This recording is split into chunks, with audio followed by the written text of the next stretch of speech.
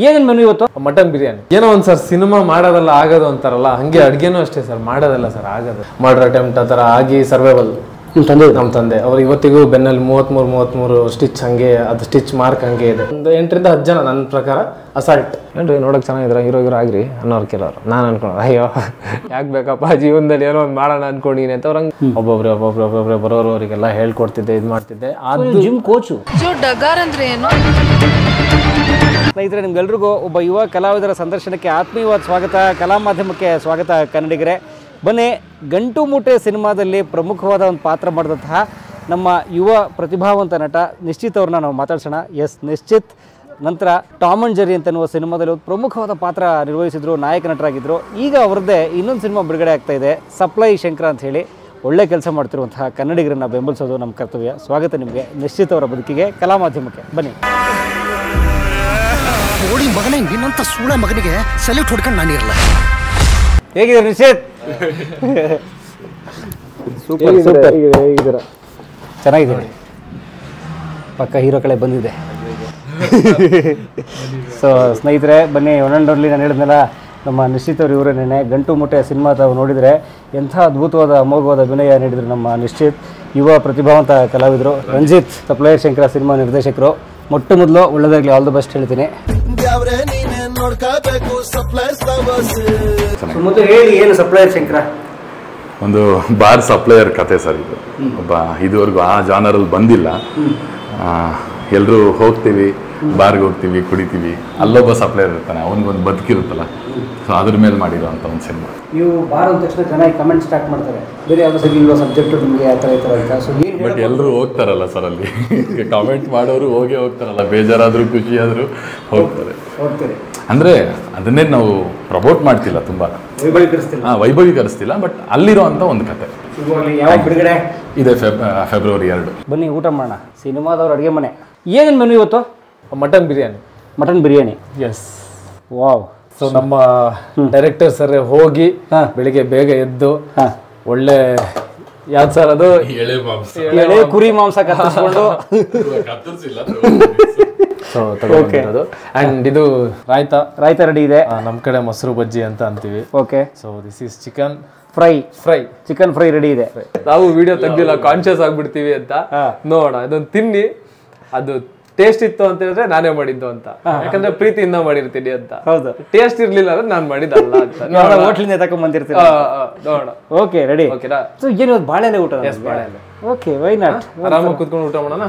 ಏನೋ ಒಂದ್ sir cinema ಮಾಡೋದಲ್ಲ ಆಗೋದು ಅಂತಾರಲ್ಲ, ಹಂಗೆ ಅಡ್ಗೆನೂ ಅಷ್ಟೇ ಸರ್, ಮಾಡೋದಲ್ಲ ಸರ್ ಆಗೋದು. ಹೇಗೆ ಮಾಡ್ಬೇಕಲ್ವ ನಾವು? ಇಲ್ಲ ಸರ್, ಅದೇನೋ ನಾವು ಅನ್ಕೊಂತೀವಿ ಇದು ಹಿಂಗೆ ಮಾಡೋಣ ಅಂತ. ನನ್ನ ಲೈಫಲ್ಲಿ ಒಂದಿಷ್ಟು ಟೈಮ್ ಅಡುಗೆ ಮಾಡಿದ್ದೀನಿ, ಬಟ್ ಯಾವತ್ತು ನಾನು ಒನ್ ಟೈಮ್ ಮಾಡ್ದಂಗೆ ಇನ್ನೊಂದ್ಸತಿ ಮಾಡೋಕ್ಕಾಗಲ್ಲ ನನಗೆ. ಅದೇ ಸೇಮ್ ಮೆನು? ಸೇಮ್ ಮೆನು ಇನ್ನೊಂದ್ಸತಿ ಮಾಡೋಕ್ಕಾಗಲ್ಲ, ಅಂದ್ರೆ ಸೇಮ್ ಟೇಸ್ಟ್ ಇನ್ನೊಂದ್ಸತಿ ಕೊಡೋಕ್ಕಾಗಲ್ಲ. ಅದು ಅಷ್ಟೇ ಇಂಗ್ರೀಡಿಯೆಂಟ್ಸ್ ಇದ್ರೂ ಕೂಡ ಅದೇ ಫುಡ್ ಅದೇ ಥರ ಆಗಲ್ಲ. ಆಗಲ್ಲ. ಸಿನಿಮಾನು ಹಂಗೆ ಸರ್, ನಾವು ಅನ್ಕೊಂತೀವಿ ಎಕ್ಸಾಕ್ಟ್ 45 ಡೇಸ್ ಸ್ಕೆಡ್ಯೂಲ್ ಸರ್, ಬಂದ್ಬಿಡಿ ಸರ್ 45 ಡೇಸ್ ಅಲ್ಲಿ ಮುಗ್ದೋಗ್ಬಿಡ್ತು. ಒಂದು ಸ್ಟ್ರೆಚರ್ ಮಾಡಕ್ಕೆ full tight budget sir. But ಅದೇನು ಅಂತಾರಲ್ಲ, ಅಬ್ಬಾ, ಈಗ ಬಡಿಸೋರು ಯಾರು? 3 ಜನ ಕೂತ್ಕೊಂಡ್ಬಿಟ್ಟಲ್ಲ ಊಟಕ್ಕೆ? ಓ, ಸೆಲ್ಫು. ಓಕೆ, ತಗೊಳ್ಳಿ ಹಂಗಾರೆ. ನೋಡಿ ಸರ್, ನಲ್ಲಿ ಮುಳೆ ನಿಮಗೋಸ್ಕರನೇ, ಅದು ಪ್ರೀತಿಯಿಂದ ಬಂದಂಗಿದೆ. Thank you so much. ಶುರು ಮಾಡೋಣ? ಹಾಂ ಸರ್. ಸೊ ನಿಮ್ಮೆಲ್ರಿಗೂ ಒಳ್ಳೇದಾಗಲಿ. ಎಲ್ರಿಗೂ ಸಪ್ಲೈಯರ್ ಶಂಕರ ಸಿನಿಮಾ ಹಿಟ್ಟಾಗಿ ಎಲ್ರಿಗೂ ಪ್ರತಿದಿನ ಬಿರಿಯಾನಿ ಸಿಗಂಗೆ ಆಗಲಿ ಅಂತ ಕೇಳ್ಕೊತಾ ಶುರು ಮಾಡ್ತೀವಿ. ಜೊತೆಗೆ ನಮ್ಮ ನಿಶ್ಚಿತ್ ಅವ್ರ ಕಥೆ ಕೂಡ ಕೇಳ್ತೀವಿ. Sir, all the best. ನನಗೆ ಅಂತೇಳಿ ನಾನು ಹಿಂದೆ ತಿರುಗಿ ನೋಡಿದಾಗ ಏನಾದ್ರು ಕಲ್ತೀನ ಅಂತ ಅನಿಸಿದಾಗ, ನಾನು ಚಿಕ್ಕದಾಗಿ ಡ್ರಾಮಾ ಅದು ಇದೆಲ್ಲ ಮಾಡ್ತಿದ್ವಿ ಚಿಕ್ಕ ಏಜಲ್ಲಿ. ಆ್ಯನ್ಯುವಲ್ ಡೇಗೆ ತುಂಬ school drama, but 3 to 6 month ನಮಗೆ ಅದಕ್ಕೆ ಇದು ಕೊಡ್ತಿದ್ರು, ಏನು ಪ್ರಾಕ್ಟೀಸ್ ಕೊಡ್ತಿದ್ರು. SVS ಕಾನ್ವೆಂಟ್ ಅಂತ, ಫಸ್ಟ್ SSVS ಅಂತಿತ್ತು, ಅದಾದ್ಮೇಲೆ ಅದನ್ನ SVS ಅಂತ ಅಲ್ಲಿ ಲೋಕಲ್ ಇರೋರೆ ಅದನ್ನು ಮಾಡೋಕ್ಕೆ ಸ್ಟಾರ್ಟ್ ಮಾಡಿದ್ರು. ಎಲ್ಲಿ ಸ್ಕೂಲು? ಅದು ಮೇಗ್ರವಳ್ಳಿ ಅಂತ. ಓ, ಮಲ್ನಾಡ್ನವ್ರು ನೀವು? ಹಾಂ, ಮಲ್ನಾಡ್. ಓಕೆ. ತೀರ್ಥಹಳ್ಳಿ, ಆಗುಂಬೆ ಹತ್ರ 14 ಕಿಲೋಮೀಟರ್ ಅಲ್ಲಿ. ಬಟ್ ನಾವು ಆನ್ಯುವಲ್ ಡೇ ಮಾಡ್ತಾ ಇದ್ದಿದ್ದು ಡ್ರೆಸ್ಸಿಂಗ್ ರೂಮ್ ಎಲ್ಲಿ ಅಂತ ಹೇಳಿದ್ರೆ ಹಳೆ ಕಾಲದ ಟ್ಯಾಕಿಸ್ ಇತ್ತಲ್ಲ ಸಿನಿಮಾ ಅದರಲ್ಲಿ ಅದನ್ನ ಅವಾಗ ಯಾರು ಯೂಸ್ ಮಾಡ್ತಿರ್ಲಿಲ್ಲ, ಫುಲ್ ಹಾಳ್ ಬಿದ್ಬಿಟ್ಟಿತ್ತು. ಬಟ್ ಓಕೆ, ಒಳಗಡೆ ಏನಂತ ಗಲೀಜ್ ಇರ್ತಿರ್ಲಿಲ್ಲ, ಬರೀ ದನ ಕರುಗಳು ಸಗಣಿ ಹಾಕಿರ್ತಿತ್ತು ಅಷ್ಟೇ. ನಾವ್ ಅಲ್ಲಿ ಡ್ರೆಸ್ ಚೇಂಜ್ ಮಾಡ್ಕೊಂಡು ಅಲ್ಲಿ ಆನ್ಯುವಲ್ ಡೇ ಪಕ್ಕಕ್ಕೊಂದು ಫೀಲ್ಡ್ ಇತ್ತು, ಅಲ್ಲಿ ಆನ್ಯುವಲ್ ಡೇ ಮಾಡ್ತಿದ್ರು. ಅದೇ ಸ್ಕೂಲ್ದೇ ಅದೊಂದು ಫೀಲ್ಡ್ ಅನ್ನೋ ತರ ಅನ್ಕೊಂಡ್ ಮಾಡ್ತಾ ಇದ್ವಿ. ಇವತ್ತಿಗೂ ಆ ಫೀಲ್ಡ್ ಇದೆ, ಸ್ಕೂಲ್ ಇದೆ. ಅದನ್ನ ಒಂದು ಫ್ಲಾಶ್ ಬ್ಯಾಕ್ ಅಂತ ಹೋದ್ರೆ ಅವಾಗ ಅನ್ಕೊಂಡು ಇಲ್ಲ ನನಗೆ ಗೊತ್ತಿರೋದು ಒಂದು ಆಕ್ಟಿಂಗ್ ಅಲ್ವಾ, ಬಟ್ ನಂಗೆ ಇನ್ನೂ ಸಿನಿಮಾ ಅಂದ್ರೆ ಇಷ್ಟ ಇದೆ, ಆಕ್ಟಿಂಗ್ ಮಾಡಿದೀವಿ, ಬಟ್ ಅದ್ರ ಪ್ರೊಸೆಸ್ ಬೇರೆ ಅಲ್ವಾ. ಅವಾಗ ಸೇರ್ಕೊಂಡಿದ್ದೆ 10 ಸಿನಿಮಾ. ಸೊ ಮೇಗರಹಳ್ಳಿ ಹುಡುಗ ನೀವು ಬೇಸಿಕ್ಲಿ ಅಲ್ಲಿ ಓದಿದ್ದು ಬೆಳೆದಿಲ್ಲ, ಅಲ್ಲಿಂದ ಸ್ಕೂಲ್ ಡೇಸಿಂದ ನಿಮ್ಗೆ ಆಕ್ಟಿಂಗ್ ಹುಚ್ಚಿಲ್ಲ, ಆಕ್ಟಿಂಗ್ ಇಷ್ಟ ಯಾವತ್ತು ಲೈಫಲ್ಲಿ ಆಕ್ಟರ್ ಆಗಬೇಕು ಅಥವಾ ಹೀರೋ ಆಗಬೇಕು ಯಾವತ್ತೂ ಅನ್ಕೊಂಡಿರ್ಲಿಲ್ಲ. ಬಟ್ ನಾವು ಯಾವಾಗೊಂದು ಎಲ್ಲ ಲೈಫಲ್ಲಿ ಅಪ್ಸ್ ಆ್ಯಂಡ್ ಡೌನ್ಸ್, ಅದು ಮುಂದಿನ ದಿನಗಳಲ್ಲಿ ಹೇಳ್ತೀನಿ ಏನು ಅಪ್ಸ್ ಆ್ಯಂಡ್ ಡೌನ್ಸ್ ಆಯ್ತು ನನ್ನ ಲೈಫಲ್ಲಿ ಅಂತ. ಚೈಲ್ಡ್ಹುಡ್ ತುಂಬ ರೆಬಲ್ ಆ ಥರ ಚೈಲ್ಡ್ಹುಡ್, ಯಾಕಂದರೆ ಸರ್ವೈವಲ್ ಫಾರ್ ಫಿಟ್ಟೆಸ್ಟ್ ಅಂತ ಹೇಳ್ತಾರಲ್ಲ ಸರ್, ಆ ಥರನೇ ನಮ್ಮ ಚೈಲ್ಡ್ಹುಡ್ ಬದುಕಿಗಾಗಿ. ಎಸ್ ಸರ್, ಯಾಕಂದರೆ ನಾನು 5 ಕಿಲೋಮೀಟ್ರಿಂದ ನಡ್ಕೊಂಡು ಬರ್ತಿದ್ವೋ ಬಸ್ಸಿಗೆ ಬರ್ತಿದ್ವೋ ಏನೋ, ಬಂದು ಸ್ಕೂಲಿಗೆ ಬರ್ಬೇಕಿತ್ತು ನಾವು. ಫಸ್ಟಿಗೆ ನಾನು LKG UKG ಎಲ್ಲ ಮಾಡಿದಾಗ ಅಲ್ಲೇ ಇತ್ತು ಸ್ಕೂಲು, ಸೊ ಅವಾಗ ಹಾಗೆ ಹೋಗ್ತಿದ್ವಿ. ಸೊ ಅದಾದ್ಮೇಲಿಂದು ಡೇಸ್ಗಳಲ್ಲಿ ಊರಿಂದ ನಡ್ಕೊಂಡು ಬರ್ಬೇಕಿತ್ತು 5 ಕಿಲೋಮೀಟ್ರ್. 5 ಕಿಲೋಮೀಟರ್ ನಡ್ಕೊಂಡು ಬಂದು ಆ ಗುಡುಗು ಸಿಡ್ಲು ಮಳೆ ಅದ್ರ ಜೊತೆ ಮಲೆನಾಡು ಅಂದ್ರೆ ಹೆಂಗಿರುತ್ತೆ. ಬಟ್ ಅವಾಗಲೇ ಒಂದು ಧೈರ್ಯ, ಯಾಕಂದ್ರೆ ನಮ್ಮ ತಂದೆ ಅವ್ರದ್ದೆಲ್ಲ ಆ ಥರದ್ದೇ ಇದು, ಅವರಿಗೆಲ್ಲ ಮರ್ಡರ್ ಅಟೆಂಪ್ಟ್ ಆ ಥರ ಆಗಿ ಸರ್ವೈವಲ್. ನಮ್ಮ ತಂದೆ ಅವ್ರು ಇವತ್ತಿಗೂ ಬೆನ್ನಲ್ಲಿ 33 ಸ್ಟಿಚ್ ಹಂಗೆ, ಅದು ಸ್ಟಿಚ್ ಮಾರ್ಕ್ ಹಂಗೆ ಇದೆ. ಯಾವಾಗ ಅವ್ರು ಶರ್ಟ್ ತೆಗೆದ್ರು ನಮಗೊಂದು ನೆನಪು, ಓ ಅಸಾಲ್ಟ್ ಆದ್ರೆ ಹಿಂಗಾಗುತ್ತೆ, ಓಪನ್ ಆದ್ರೆ ಹಿಂಗಾಗುತ್ತೆ, ಬಟ್ ಸರ್ವೈವಲ್ ನಮ್ಮದೇ ಇರಬೇಕು. ಆ ಥರನೇ ಮೈಂಡ್ ಸೆಟ್ಟಲ್ಲಿ ನಮ್ಮ ಅಜ್ಜಿ ಆದ್ರೂ ನಮ್ಗೆ ಹೇಳೋ ನಮ್ಮದು ತಾತ ತೀರ್ಕೊಂಡಿದೆ ಅದರಲ್ಲಿ. ಬಟ್ 5 years ಆಗಿ ಆಮೇಲೆ ಬ್ರೈನ್ ಹ್ಯಾಮ್ರೇಜ್ ಆಗಿ ತೀರ್ಕೊಂಡ್ರು. ಯಾಕಂದರೆ ಬಡದಾಟ ಅಂದರೆ ಒಂದು ಆಸ್ತಿ, ನಮ್ಮ ತಾತ ಒಬ್ಬರೇ ಮಗ. ಓಹೋ. ಅವ್ರ ಅಪೋನೆಂಟ್ ಯಾರ್ದು ಫ್ಯಾಮಿಲಿ ಇರುತ್ತೆ ಅವ್ರದ್ದೆಲ್ಲ ತುಂಬ ಜನ ಇರ್ತಾರೆ. ಅವಾಗ ಈಗ 100 ಜನ ಕುತ್ಕೊಂಡು ಒಂದೊಂದು ತಿನ್ನೋದು ಹೇಗೆ, ಒಬ್ಬನೇ ಒಂದೊಂದು ತಿನ್ನೋದು ಹೇಗೆ, ಅವಾಗ ಅವ್ರಿಗೆ ಆಸೆ ಆಗುತ್ತಲ್ವ. ಬಟ್ ಹಂಗಂತ ಇವ್ರು ಯಾವತ್ತೂ ಒಬ್ಬರೇ ತಿಂತಿರ್ಲಿಲ್ಲ. ಇವತ್ತಿಗೂ ನಮ್ಮ ಊರಲ್ಲಿ ಹೋಗಿ ಕೇಳಿದ್ರೆ ಮಧ್ಯಾಹ್ನ ಬಂದವ್ರಿಗೆ ಊಟ ಹಾಕಿನೇ ಕಳಿಸ್ತಿದ್ದವರು, ರಾತ್ರಿ ಬಂದ್ರೂ ಊಟ ಹಾಕಿನೇ. ಲಾಸ್ಟ್ ಕೆಲವು ಟೈಮ್ ಏನಾಗುತ್ತೆ ಅಂತ ಹೇಳಿದ್ರೆ ನಮ್ಮ ಕಡೆ ಭತ್ತ ಇಲ್ಲ ಅಲ್ವಾ, ಎಷ್ಟೋ ಜನದ್ದು ತುಂಬ ಕಮ್ಮಿ ಇರುತ್ತೆ ಅವ್ರದ್ದು. ರೇಷನ್ ಕಲಿಯಾದಾಗ ಇವರೇ ಹೋಗಿ ಎತ್ತಿನ ಗಾಡೀಲಿ ಮಾಡಿಸ್ಕೊಂಬಂದು ಕೊಡ್ತಿದ್ದಂಥವ್ರು. ಹಾಗಾಗಿ ಅವ್ರಿಗೆ ಅಸಾಲ್ಟ್ ಆಗಿ ಲೆಫ್ಟ್ ಸೈಡ್ ಫುಲ್ ಓಪನ್ ಆಗಿತ್ತು ಅವ್ರು. ಯಾವಾಗ ಆ ಥರ ಹೋಗ್ಬೇಕು? ಅಲ್ಲ ಅದು ಒಂದು ಅಟೆಂಪ್ಟ್ ಆಗಿತ್ತು, ಒಂದು ಮರ್ಡರ್ ಅಟೆಂಪ್ಟ್. ಒಂದ್ಸತಿ ಇದು ನೋಡಿ, ಊಟ ಮಾಡ್ತಾ ನಾವು ಹೆಂಗೆ ಅಡುಗೆ ಮಾಡೋದು ಕಲ್ತಿರ್ತೀವಿ ಅಂತ ಹೇಳಿದ್ರೆ, ಅಷ್ಟು ಚಿಕ್ಕ ಏಜಿಂದ ಅಡುಗೆ ಬಗ್ಗೆ ತಿಳ್ಕೊಂಡು ಅದ್ರ ಬಗ್ಗೆ ತಿಳ್ಕೊಂಡು ಬಂದಿದ್ದಕ್ಕೆ ಒಂದು ಹಬ್ಬಕ್ಕೋಸ್ಕರ ಲಿಂಬೆಹಣ್ಣು ಅದನ್ನು ತರಕ್ಕೆ ಹೋಗಿ ಜಾಂಗೀರ್ ಏನೋ ಮಾಡಬೇಕು ಅಂತ ನಮ್ಮ ತಾತ ಬಕ್ಕೊಂಡು ಕಡಿತಾ ಇದ್ದಾರೆ ಇದನ್ನ, ಏನು ಹಳ್ಳ, ಗದ್ದೆಯಿಂದ ನೀರು ಹೋಗಿ ತಿರ್ಗಿಸ್ಬೇಕು. ಅಷ್ಟೊತ್ತಿಗೆ ಒಂದು 8ರಿಂದ 10 ಜನ, ನನ್ನ ಪ್ರಕಾರ ಎಕ್ಸಾಕ್ಟ್ ನನಗೆ ಇದು ಗೊತ್ತಿಲ್ಲ, ಅಸಾಲ್ಟ್ ಬಕ್ಕೊಂಡು ಹಿಂಗೆ ಕಡಿಯುವಾಗ. ಇದೇನು ನಮ್ಮ ಅಜ್ಜಿ ನನ್ನನ್ನು ಎವ್ರಿಡೇ, ನಾನು ಅಜ್ಜಿ ಜೊತೆನೇ ಮಲಗ್ತಾ ಇದ್ದೆ ಚಿಕ್ಕ ಏಜಲ್ಲಿ. ಅವ್ರು ನನಗೆ ಎವ್ರಿಡೇ ಹೇಳಿದ್ದು ಕಥೆ, ಫ್ಯಾಕ್ಟ್. ಎವ್ರಿಡೇ ಒಂದೇ ಕಥೆ ಹೇಳ್ತಾರೆ ಅಂದ್ರೆ ಯಾರೂ ಸುಳ್ಳು ಹೇಳಲ್ಲ. ಸೊ ಇದೇ ಕಥೆ ಹೇಳೋರು?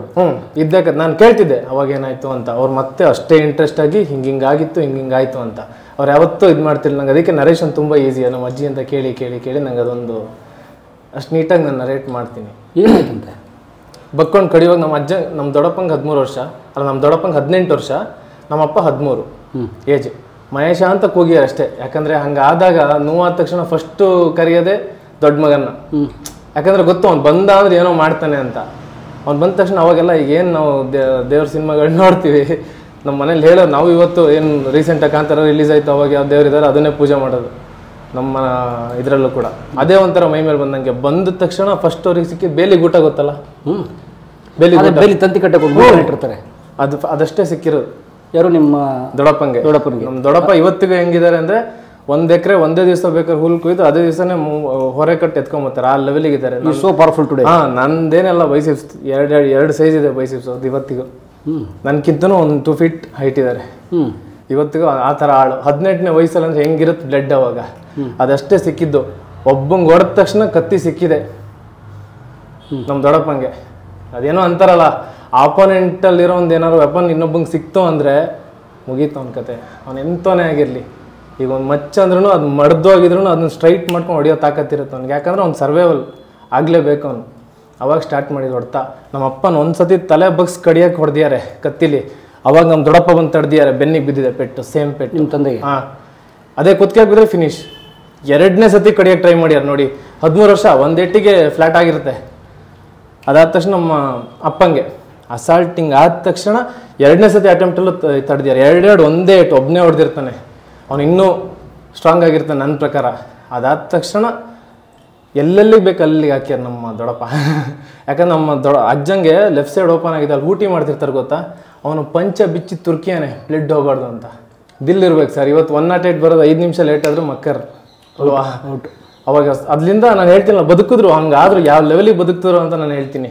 ಹಾಗಾಗಿ ಅಸಾಲ್ಟ್ ಆಯಿತು. ಅವ್ನು ತುರುಕ್ತಿದ್ದಾನೆ, ಊಟಿ ಮಾಡ್ತಿರೋನು, ಊಟಿ ನೊಗ ಎಲ್ಲ ಬಿಟ್ಟು ಹೊಡ್ಬಂದು ತುರುಕ್ತಿದ್ದಾನೆ. ಇಡೀ ಗದ್ದೆ ಕೋಡಿ ಬ್ಲಡ್ ಹೆಂಗೆ ಹೋಗಿರಲ್ಲ ಸರ್, ಲೆಫ್ಟ್ ಸೈಡು ಹಾರೆಲ್ಲಿ ಹೊಡೆದಿರ್ತಾರೆ ಸರಿಯಾಗಿ ಬೀಳ್ಬೇಕಂತ.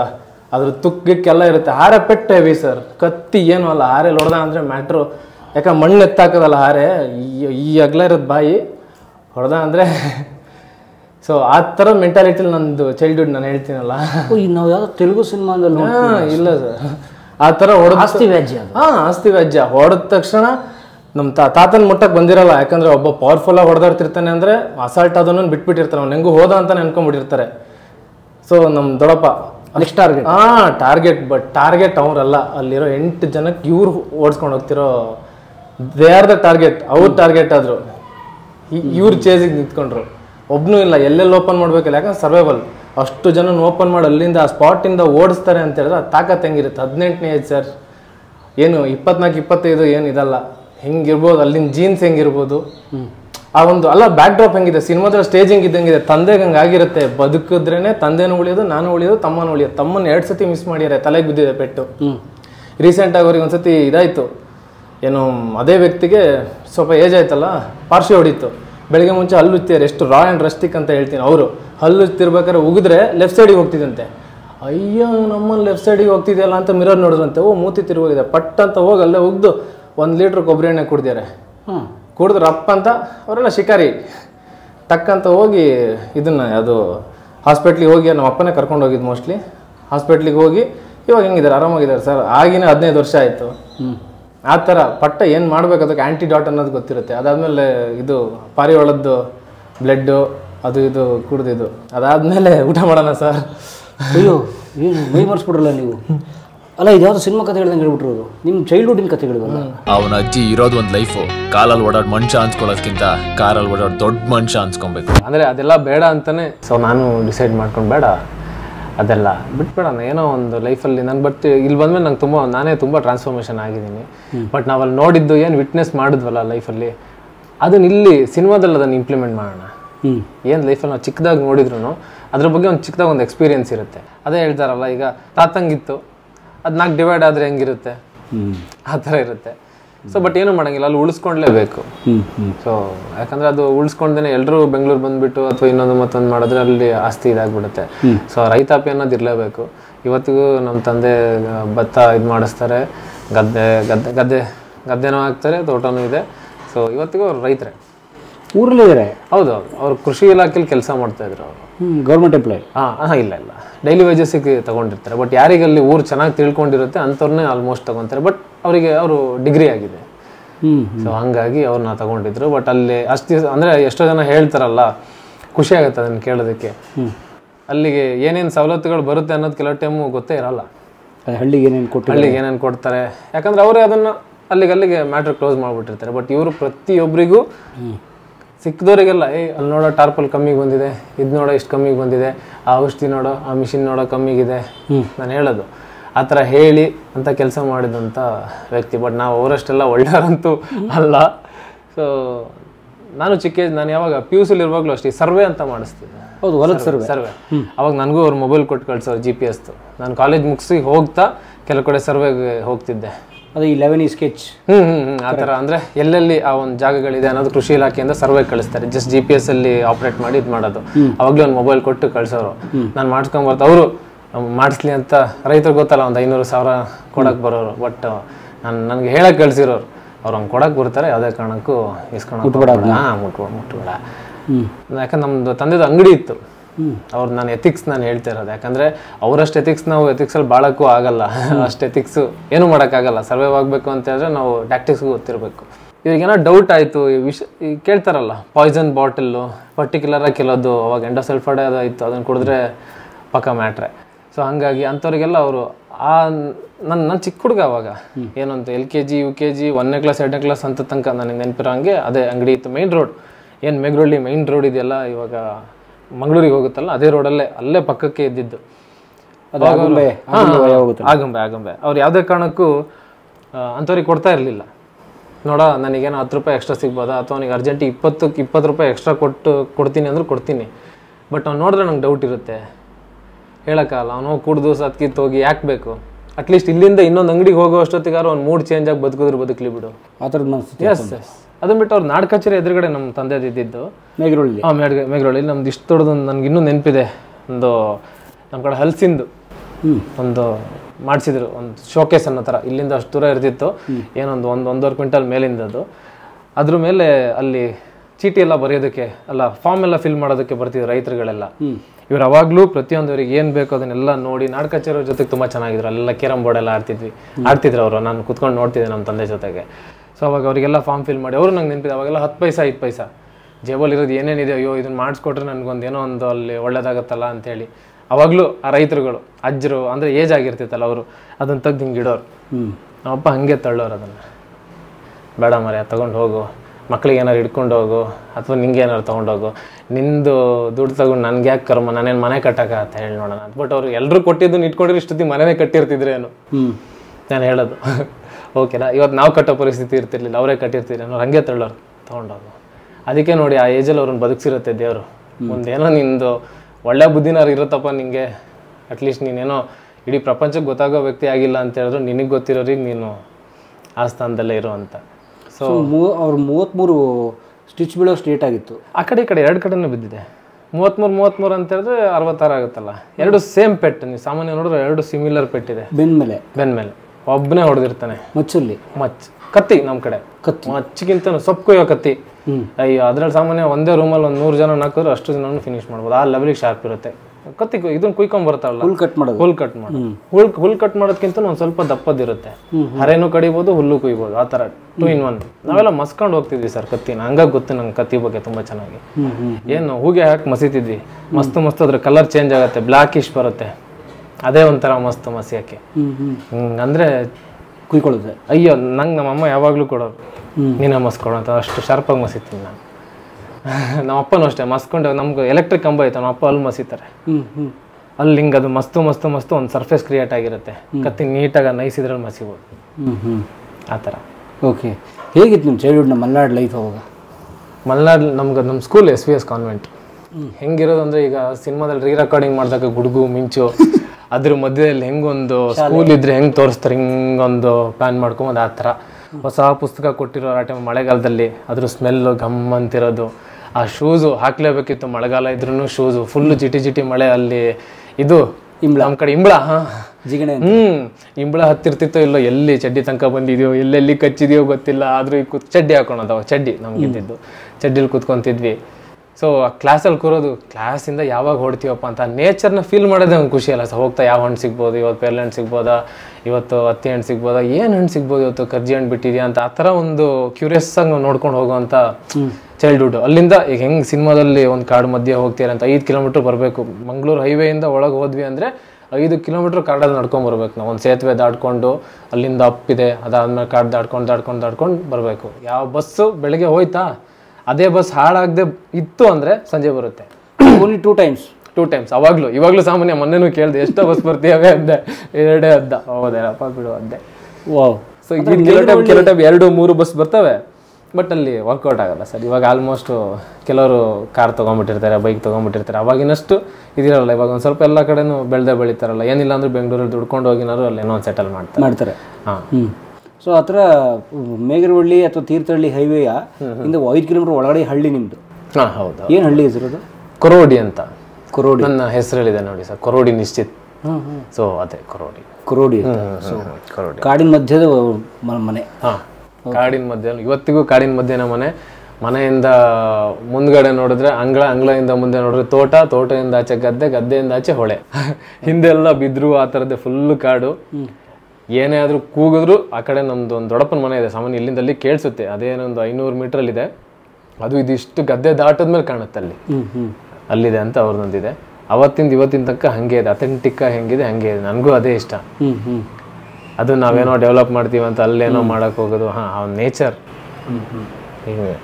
ಓದಿದ್ದೆ ಅಂತ ನಾನು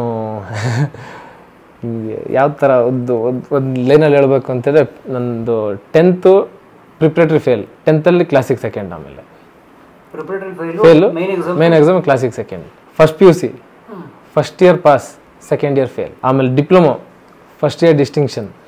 ಅದಾದಮೇಲೆ ಅಂದ್ಕೊಂಡೆ, ಓ ಬೇಡ ದೇವ್ರು ಏನಕ್ಕೋ ಫೇಲ್ ಮಾಡಿ ಏನೋ ಕಲ್ತ್ಕೊ ಅಂತಾರೆ, ಹೊರಡೋಣ ಅಂತ ಲೈಫಲ್ಲಿ ಹೊರಟೆ. ಅದೊಂದು ದೊಡ್ಡ ಅಪ್ಸ್ ಆ್ಯಂಡ್ ಡೌನ್ಸ್ ಆಗಿ ನಾನು ಹೇಳ್ತೀನಿ ನಿಮಗೆ, ಇನ್ನೊಂದ್ಸತಿ ಗ್ಯಾರಂಟಿ ಹೇಳ್ತೀನಿ. ಅದೊಂದು ಪಾರ್ಟ್ ನಾನು ಇಟ್ಟಿರ್ತೀನಿ ನಿಮಗೋಸ್ಕರನೇ ಅಂತಲೇ ಬೇಕಾದರೆ, ಓಕೆನಾ. ಅದೊಂದು ಅಪ್ಸ್ ಆ್ಯಂಡ್ ಡೌನ್ಸ್ ಆದಮೇಲೆ ಬಂದಿದ್ದು ನಾನು ಬೆಂಗಳೂರು.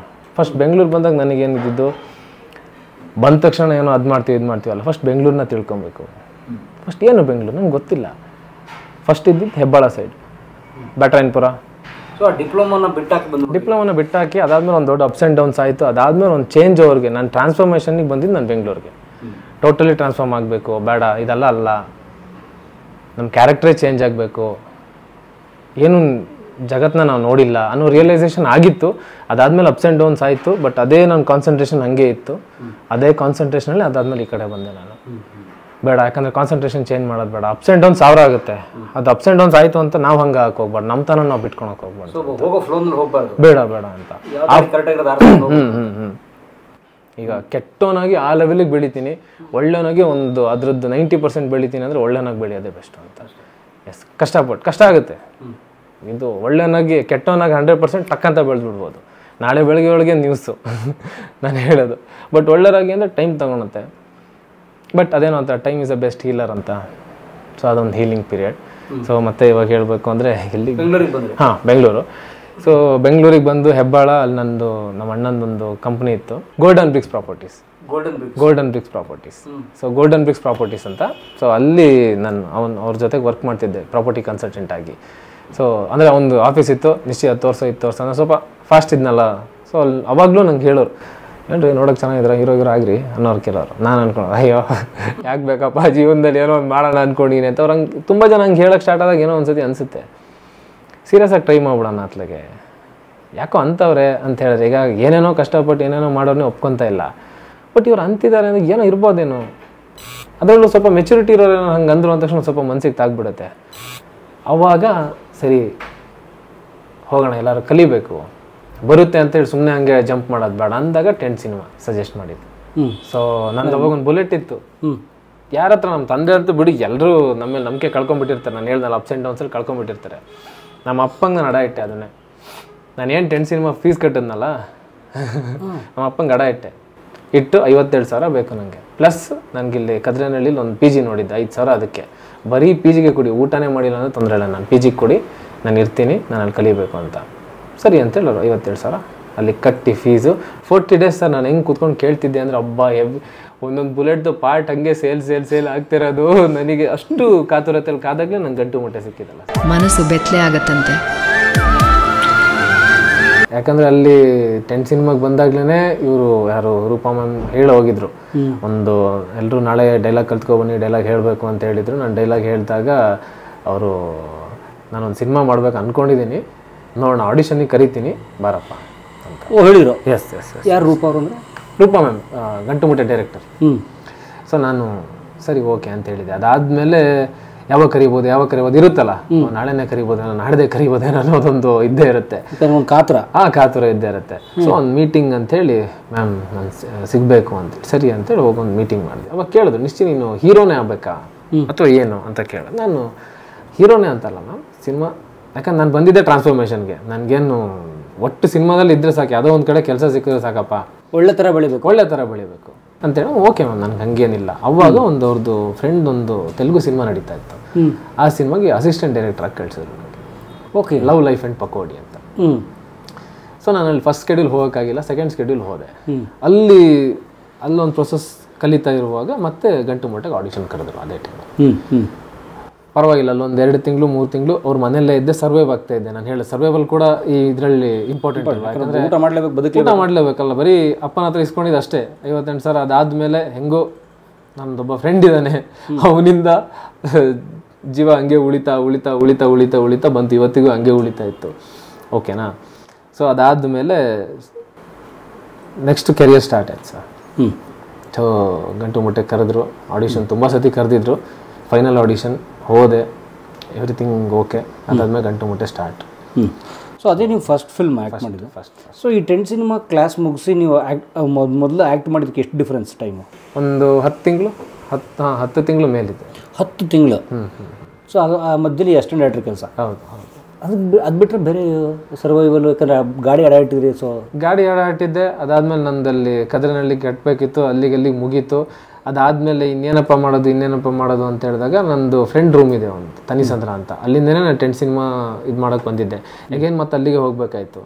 ಸೊ ಅವನ ಹತ್ರ ಅಲ್ಲೂ ಒಂದು ಸ್ವಲ್ಪ ದಿವಸ ಇದ್ದು ಅದಾದಮೇಲೆ ಇದು ಸಿಕ್ತು, love life and pakodi.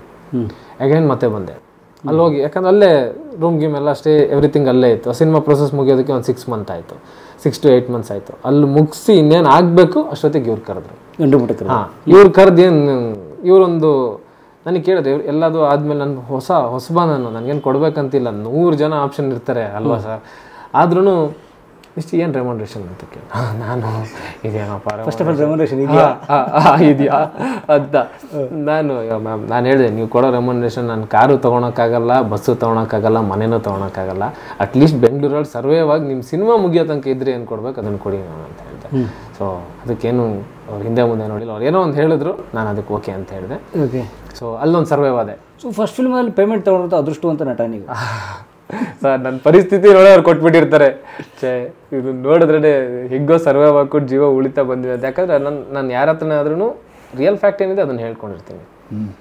So ಯಾವತ್ತು ನಾವು ಅಲ್ಲದೆ ಇರೋದು ನಾವೇನೋ ಅಂತ ಹೇಳಿ ಅದನ್ನು ನಾವು ಪ್ಯಾಚ್ ಹಾಕೋದು ತುಂಬ ಕಷ್ಟ. ಸತ್ಯ ಹೇಳಿಬಿಟ್ರೆ ಒಂದು ಸತಿಗೆ ಯಾರಿಗಾರು ಬೇಜಾರಾಗ್ಬಿಡುತ್ತೆ. ಬಟ್ ಲೈಫ್ ಲಾಂಗ್ ನಾವು ಅದನ್ನು ತಿರ್ಚೋ ಅಂಥದ್ದು ನೆನ್ಪಿಟ್ಕೊಳೋ ಅಂಥ ಅವಶ್ಯಕತೆ ಇರಲ್ಲ. ಬಟ್ ಸುಳ್ಳು ಹೇಳಿದ್ರೆ 100 ಸತಿ ನೆನ್ಪಿಟ್ಕೊಬೇಕು ನಾವು. ಅದೊಂದು ಹೋಮ್ವರ್ಕ್. ನಂಗೆ ಹೋಮ್ವರ್ಕ್ ಅಂದರೆ ಆಗಲ್ಲ, ಪಟ್ ಅಂತ ಮುಗಿಸ್ಬಿಡ್ಬೇಕು. ಅಲ್ಲೇ ಬಹುಮಾನ, ಅಲ್ಲೇ ಅದನ್ನು ಕ್ಯಾರಿ ಮಾಡೋಂಗಿಲ್ಲ. ಸೊ ಗಂಟು ಮುಟ್ಟೆ ಶುರು ಆಗೋಯ್ತು. ಎಸ್. ಓಕೆ. ಸೊ ಗಂಟು ಮುಟ್ಟೆ ಶುರುವಾಯಿತು. ತುಂಬ ಒಳ್ಳೆ ಎಕ್ಸ್ಪೀರಿಯೆನ್ಸು. ಯಾಕಂದರೆ ಈಗ ಮಾಸ್ಟ್ರಾಗಿ ಬಂದವರು ಅಲ್ಲಿ ನಮಗೆ ಇಡೀ ಸಿನಿಮಾನೇ ಪ್ರೊಸೆಸ್ನೇ ನಮಗೆ ತೋರಿಸ್ಕೊಡ್ತಾರೆ ಅಂತ ಹೇಳಿದ್ರೆ ನಾವಲ್ಲೂ ನಾನು ಕಲಿಯೋ ಥರನೇ ಅನ್ಕೊತಿದ್ದೆ. ನಾನು ಯಾವತ್ತೂ ನಾನು ಇಲ್ಲೇನೋ ಹೀರೋ ಆ ಥರ ಯಾವುದೇ ಕಾರಣಕ್ಕೂ ಇಲ್ಲ. ಅವರು ಹಾಗೆ ಒಂದು ಸ್ಟೂಡೆಂಟ್ ಥರನೇ ನಮ್ಮನ್ನು ಟ್ರೀಟ್ ಮಾಡ್ತಾಯಿದ್ರು. ಸೊ ಆ ಥರನೇ ಆ ಸಿನಿಮಾ ಮುಗೀತು. ಅದಾದಮೇಲೆ ಮತ್ತೆ ವೇಟಿಂಗ್ ಪೀರಿಯಡ್ ಇರುತ್ತಲ್ಲ, 1 year ಸಾಮಾನ್ಯ. ಅವಾಗ ಜಿಮ್ ಏನಪ್ಪ ಮಾಡೋದು, ಹೆಂಗಾರ ಮಾಡಿ ಸರ್ವೈವ್ ಆಗಲೇಬೇಕು, ಇದ್ರ ಮೇಲೆ ನಂಬಿಕೆ ಇದೆ ಗಂಟು ಮುಟ್ಟೆ ಮೇಲೆ. ನಾನು ನಂಬ್ತಾ ಬಂದೆ. ಅವಾಗ ಹೆಂಗೋ ಮಾಡಿ ನಮ್ಮ ಅಮ್ಮನ ಹತ್ರ ಕೇಳಿದೆ, ಒಂದೇ ಒಂದು ರೂಮ್ ಗೇಮ್ ಆದರೂ ಮಾಡ್ಕೊಂಡು ಹೆಂಗೋ ಸರ್ವೈವ್ ಆಗ್ತೀನಿ. ನನ್ನನ್ನು ನಾನೇ ಪ್ರೂವ್ ಮಾಡ್ಕೊಬೇಕು. ಯಾರೂ ಬಂದು ಅವನಿಗೇನೋ ಒಂದು ಮಾಡ್ಕೊಡು ಅಂತ ಲೈಫಲ್ಲಿ ಯಾವತ್ತೂ ಕೇಳಲ್ಲ ಸರ್. ನಮ್ಮನ್ನು ನಾವು ಪ್ರೂವ್ ಮಾಡ್ಕೊಂಡ್ರೆ ನಾವೇನೋ ಒಂದು ಮಾಡೋಕ್ಕೆ ಸಾಧ್ಯ. ಅವಾಗ ನಮ್ಮಮ್ಮ ಒಂದು ರೂಮ್ ಮಾಡಿಕೊಟ್ರು. ಇಟ್ ಮಾಡು ಹತ್ರ ಒಂದು ಅಲ್ಲಿ ತನಕ ಇನ್ನೊಬ್ಬ ಫ್ರೆಂಡ್ ರೂಮಲ್ಲಿದ್ದೆ. ಅಲ್ಲಿಂದ ಶಿಫ್ಟ್ ಆದೆ. ಒಂದು ಟಾರ್ಸಿ ಬಿಲ್ಡಿಂಗಲ್ಲಿ ಮೇಲ್ಗಡೆ ಒಂದು ಚಿಕ್ಕದು ಒಂದು 1 hour ಇರುತ್ತಲ್ಲ ಸರ್. ಸಿನಿಮಾಗಳಲ್ಲಿ ತೋರಿಸ್ತಾರಲ್ಲ, ಸಿನಿಮಾ ಬ್ಯಾಚುಲರ್ಸ್ ಎಲ್ಲ ಚಾಪೆ ಹಾಕೊಂಡು ಮಲಗಿರ್ತಾರೆ. ತುಂಬ ಚಾಪೆನ ಸರ್. ಅದೇನಾದ್ರು ಮೇಲ್ಗಡೆಯಿಂದ ಶಕೆ ಸ್ಟಾರ್ಟ್ ಆಯಿತು ಅಂತ ಹೇಳಿದ್ರೆ ಫಸ್ಟ್ ಜೀವನದಲ್ಲಿ ದುಡ್ದು ಫ್ಯಾನ್ ತಗೋಬೇಕು ಅನ್ಸ್ಬಿಡುತ್ತೆ. ಆ ಲೆವೆಲಿಗೆ ಹೀಟ್ ಇರುತ್ತೆ. ನನ್ನ ತಮ್ಮ ಒಂದು ದಿವಸ ಬಂದಿದ್ದ, ನಿಜ ಒಂದು ದಿನಕ್ಕೂ ಇರಲಿಲ್ಲ, ನನ್ನ ಕೈಲಿ ಇರೋಕ್ಕಾಗ್ತಿಲ್ಲ ಅಂತ. ಅಷ್ಟು ಹೀಟು ನಾನು ಅಂದ್ಕೊಂಡೆ, ನಿನ್ನ ಕೈಲಿ ಇರೋಕ್ಕಾಗ್ತಿಲ್ಲ ಅಂತ ಅಂದ್ಕೊಂಡೆ. ನಾನು ಇಷ್ಟು ದಿನ ಹೆಂಗಿರ್ಬೋದು ಇವನು, ಅದೇ ಹಸುವು.